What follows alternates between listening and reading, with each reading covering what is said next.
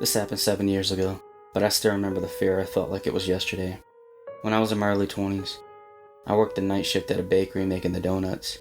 I loved that job. 3 nights of the week I would be with my coworker and 2 nights I would work alone. It was summertime and we were having some problems with the AC, so the maintenance guy, Andy, came at night when I was on the clock to work on it. The bakery was small and crowded during the day, so it was best for him to come when it was empty. Management always let me know when Andy would be there, so it was never a surprise. At first he was very pleasant and I had no issue sharing space with him as we worked. One evening this changed. My one coworker was a little late. She said she lost track of time in the shower, so Andy piped in saying, "We should all shower together to save time," and starts laughing. It was creepy as hell. I also had stated I lived alone, with his response being, "Good. I have you to myself then." After this night I realized Andy wasn't the kind of guy that I thought he was. I stopped speaking to him unless I had to, and before long the AC was repaired and I thought I was free of him. Fast forward to one night a few weeks later. I'm working alone, it's 2 in the morning and I'm frying donuts when I hear all of a sudden a loud banging on the front window. Startled, I look up and see who else but Andy. He's calling my name and asking to be let in. No one had said anything to me about him coming in that night. Andy then starts pulling on the front door handles. Luckily it's locked. I run into a corner of the bakery where he can't see me and I try calling my manager with no response. The phone starts ringing and I can see the caller ID from where I'm sitting. It's Andy. He's being relentless and won't stop banging on the window and trying to pry the door open. My fear rising, I call 911. The cops arrive within 10 minutes and search Andy's vehicle.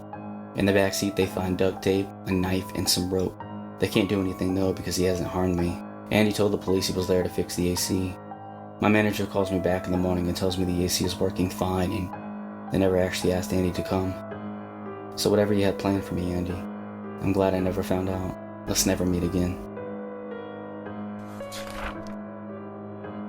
I almost got kidnapped while I was running.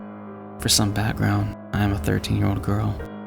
I am also on the track and cross county teams in my school. That means that to stay in shape, I have to do a lot of running. I live in a very small rural town. There are some beautiful roads around my house that I run on. I have a specific route that I like to run. Because we live in such a small town, my parents are okay with me going out for runs alone, as long as I take my phone. My course is about 3 miles around and winds through some incredibly beautiful scenery.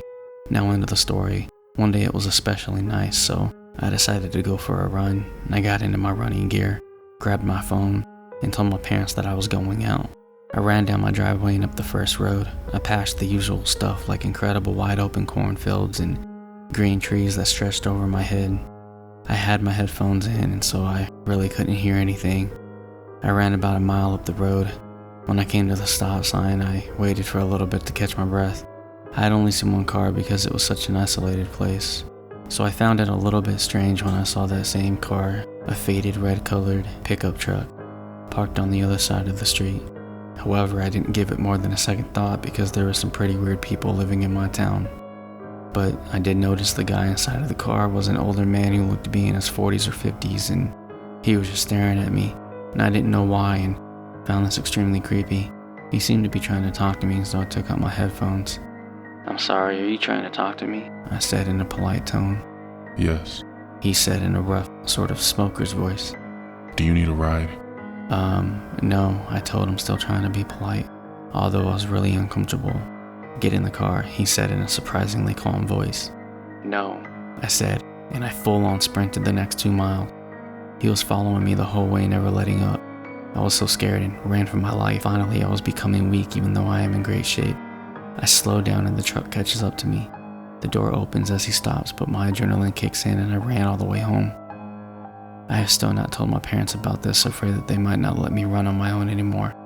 Thankfully, I've never seen that man again, and to the creepy man in the pickup truck, let's not meet again. This happened nearly 20 years ago when I was about 5.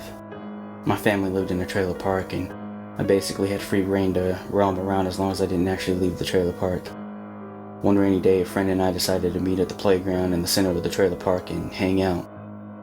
Usually we would have stayed on the playground, but for some reason, that day we just felt like walking around and seeing what kind of adventures we could get ourselves into. This ended up being an awful idea and the adventure was not fun in the slightest. Due to the rain, there weren't a lot of people hanging around outside that day, so the streets we were walking down were pretty much empty. At one point, a car pulls up next to us. The driver was a kind of thin guy with a mustache, and the passenger seat was a much bigger bald man. They both looked old enough to be my dad. The driver rolls down his window and looks us up and down. Aren't you kids a little young to be walking around by yourselves? I should preface this by saying that at this point in the time I hadn't quite grasped the concept of stranger danger yet. I obviously smiled and replied, "Nope, my mom says I can go anywhere I want in the park." My friend kicked me, and when I shot around to ask her what her problem was, she had a serious look on her face and was shaking her head no. Luckily, my friend was way smarter than me and did already have a handle on the concept of stranger danger. The driver continues, Well, you might get sick if you stay out in this rain too long. Why don't you let us give you a ride home? My friend shook her head at the man. "No, thank you."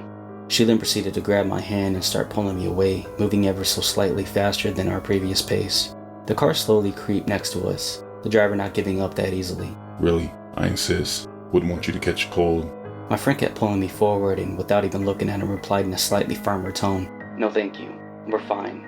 She started walking even faster, me finally picking up on her energy and matching my pace to hers. Then we heard a car door open. I took a quick glance back and saw that the larger man, who hasn't said a word at this point, was getting out of the car.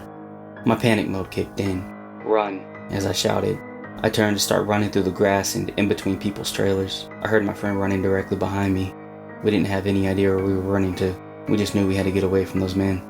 After a bit, we saw our teenage cousin's trailer. We sprinted to it and burst through the door. Luckily, they were home and it was unlocked. We locked the door behind us and frantically looked out the windows, breathing a sigh of relief as we saw no sign of the men or their car. My friend's cousin ran into the room and upon seeing us breathing heavily and clutching our chests, asked us what the hell was going on. My friend told her everything that happened. She told us to sit down on the couch and relax a bit, just happy we were alright. We ended up staying there for a few hours watching Disney movies.